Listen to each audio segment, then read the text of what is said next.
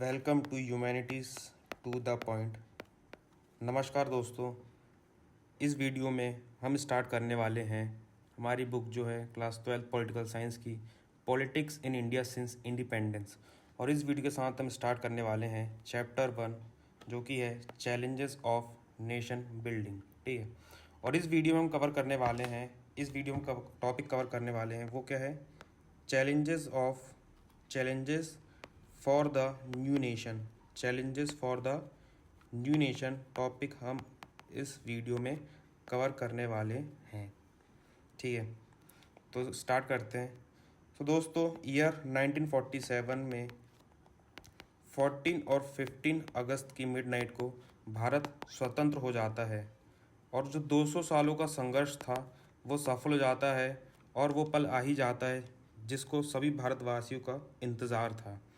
ठीक है, अब होता क्या है, जो भाई साहब 14-15 अगस्त की जो मिडनाइट थी उसमें क्या हो रहा था, जो कॉन्स्टिट्यूएंट असेंबली थी वहाँ पे चल रहा था एक स्पेशल सेशन। क्या चल रहा था? एक स्पेशल सेशन जिसको एड्रेस कौन कर रहा था? इंडिपेंडेंट इंडिया के first prime minister Jawaharlal Nehru. कौन एड्रेस कर रहा था? जवाहरलाल नेहरू एड्रेस कर रहे थे। और दोस्तों, इन्होंने जो स्पीच दी थी उसको बहुत फेमस, और उसका नाम क्या है? Trust with destiny. क्या नाम है? Trust with destiny. दोस्तों, बहुत ही फेमस स्पीच है, एक बार जाके आप ज़रूर सुने यूट्यूब में। ठीक है, चलिए।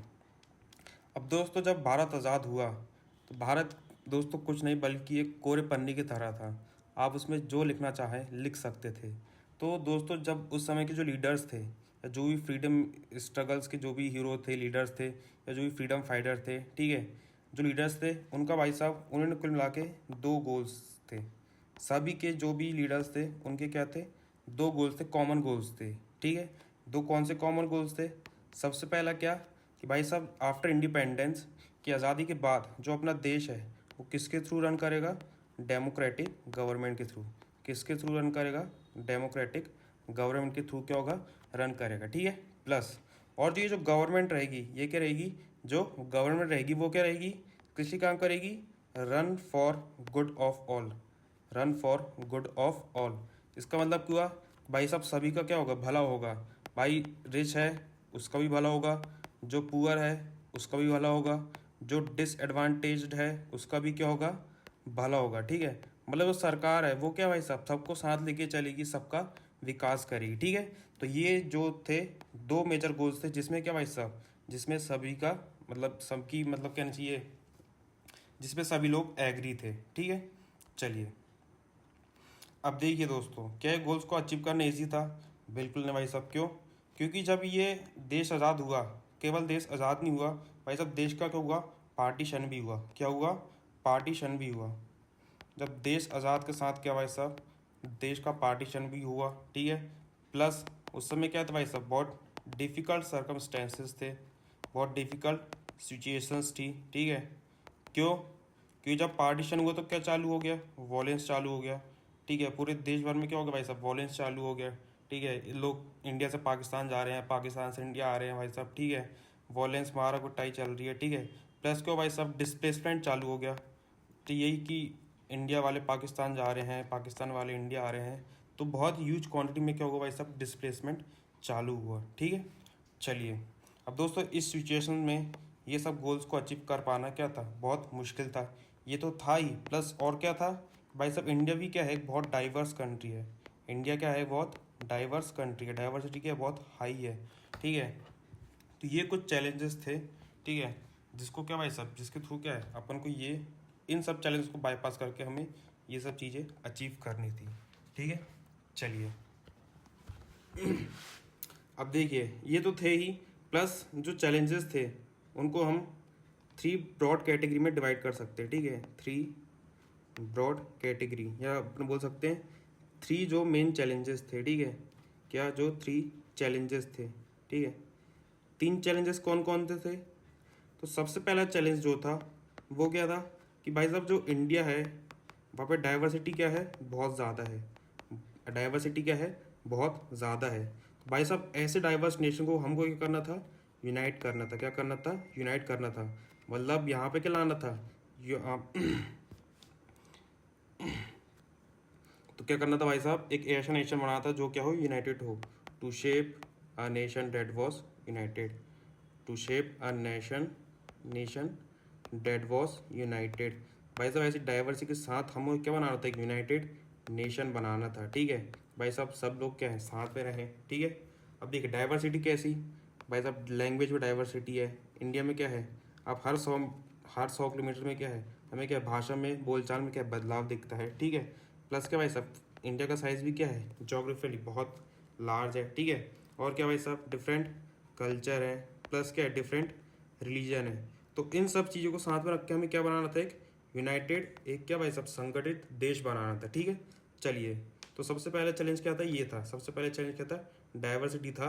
और डाइवर्सिटी को साथ में रख के हमें क्या बनाना था? एक यूनाइटेड संगठित देश बनाना था। ठीक है। चलिए, अब दूसरा चैलेंज क्या था? To establish democracy. दूसरा चैलेंज क्या था? To establish democracy. कि ये जो कंट्री है, ठीक है, जो न्यूली इंडिपेंडेंट कंट्री है, इसमें क्या लाना है? डेमोक्रेसी लाना है। अब दोस्तों आपने अपनी क्लास 11th में पढ़े होंगे क्या? कॉन्स्टिट्यूशन पढ़े होंगे, बिल्कुल। ठीक है, कॉन्स्टिट्यूशन पढ़े होंगे। और कॉन्स्टिट्यूशन में आपने पढ़ेंगे क्या? फंडामेंटल राइट्स है। फंडामेंटल राइट्स दिए हुए हैं। ठीक है। चलिए, कि फंडामेंटल राइट्स है, प्लस फंडामेंटल राइट के साथ क्या दिया गया है? Right to vote. क्या दिया हुआ है? Right to vote. तो इन सब चीज़ों में ये पता चला कि क्या भाई साहब भारत में क्या, मतलब भारत किसके थ्रू चलेगा? भारत में चलेगी क्या भाई साहब? डेमोक्रेसी। क्या चलेगी? डेमोक्रेसी। अब देखिए कॉन्स्टिट्यूशन ने तो हमको गारंटी कर दी है कि भाई तब क्या है कि भारत डेमोक्रेसी के थ्रू चलेगा। बट क्या कॉन्स्टिट्यूशन की गारंटी केवल कि कॉन्स्टिट्यूशन की मतलब सफिशेंट है क्या? नहीं। तो हमें क्या बनाना था? एक कह लीजिए डेमोक्रेटिक प्रैक्टिस बनाना था। क्या करना था? एक डेवलप आ डेमोक्रेटिक प्रैक्टिस। इसका मतलब क्या हुआ भाई साहब? बढ़िया तरीके से क्या हो? फ्री एंड फेयर इलेक्शन हो। ठीक है। और ये सब किसके हिसाब से हो? कॉन्स्टिट्यूशन के हिसाब से हो। ठीक है, कि भाई साहब ज़्यादा से ज़्यादा लोग क्या है? वोटिंग कर पाए। ठीक है, फ्री एंड फेयर इलेक्शन हो। तो ये सब था। तो दूसरा चैलेंज क्या हो गया? To establish democracy. अब तीसरा चैलेंज क्या था भाई साहब?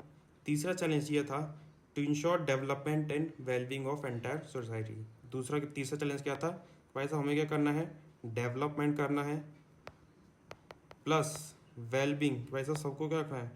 खुशहाल रखना है। Wellbeing of entire society. Of entire society मतलब क्या? जैसे ऊपर बताया भाई साहब, रिच, पुअर, या जो भी डिसएडवांटेज हेड ग्रुप है, जो पिछड़ा वर्ग है, ठीक है, या कोई भी रिलीजन है, या कोई कल्चरल कम्युनिटी है, उन सबको साथ में लेके हमें क्या करना है?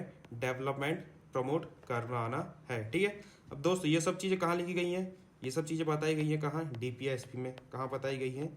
डीपीएसपी में। तो दोस्तों अगर देखा जाए 3 चैलेंजेस में, तो यहाँ पे क्या है? यहाँ पे भाई साहब कॉन्स्टिट्यूशन ने तो क्या है? गारंटी कर दिया है। बस वो अब उसको ज़रूरत क्या थी? तो उसको ज़रूरत थी केवल इम्प्लीमेंट करने की। किसकी ज़रूरत थी? इम्प्लीमेंट करने की ज़रूरत थी। ठीक है। अब देखिए ये जो 3 चैलेंजेस हैं, ठीक है, ये जो 3 चैलेंजेस हैं, इसमें जो पहला चैलेंज था क्या? कि भाई साहब डाइवर्सिटी है, और डाइवर्सिटी के साथ हमें क्या बनाना है? एक यूनाइटेड नेशन बनाना है। तो ये जो भाई साहब ये जो चैलेंज है, इसको हमने कैसे एड्रेस किया? इसको हम देखेंगे क्या है भाई साहब? ये है हमारा क्या? First chapter. ये क्या है? हमारा फर्स्ट चैप्टर है। यही क्या है? हमारा फर्स्ट चैप्टर है। ठीक है। और जो सेकंड चैप्टर है वो किस पे बेस्ड है? हमारा सेकंड चैलेंज पे।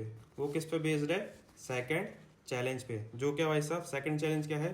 To establish democracy. जो क्या भाई साहब? To establish democracy. ये इसको अपन काय में देखेंगे भाई साहब? डेमोक्रेसी कैसे स्टैब्लिश हुई, तो उसको देखेंगे अपन काय में? सेकंड चैप्टर में, the era of one party dominance में। और ये जो थर्ड चैप्टर के भाई साहब किस तरीके से डेवलपमेंट को प्रमोट किया गया, किस तरीके से एंटायर सोसाइटी को प्रमोट किया गया, डेवलपमेंट किया गया, ये काय में देखेंगे अपन? चैप्टर 3 में। काय में देखेंगे? चैप्टर 3 में, जो कि होने वाला है हमारा क्या? Politics of planned development. जो क्या है? पॉलिटिक्स ऑफ प्लैंड डेवलपमेंट है। तो दोस्तों जो फर्स्ट चैप्टर है हमारा चैलेंज ऑफ नेशन बिल्डिंग, इसमें हम देखेंगे क्या भाई साहब किस तरीके से डाइवर्सिटी होने के बाद भी, इतने चैलेंजेस होने के बाद भी, आखिर कैसे भारत एक यूनाइटेड और संगठित देश बना है। ठीक है। तो आज के लिए इतना ही दोस्तों, मिलते हैं अगली वीडियो में। धन्यवाद।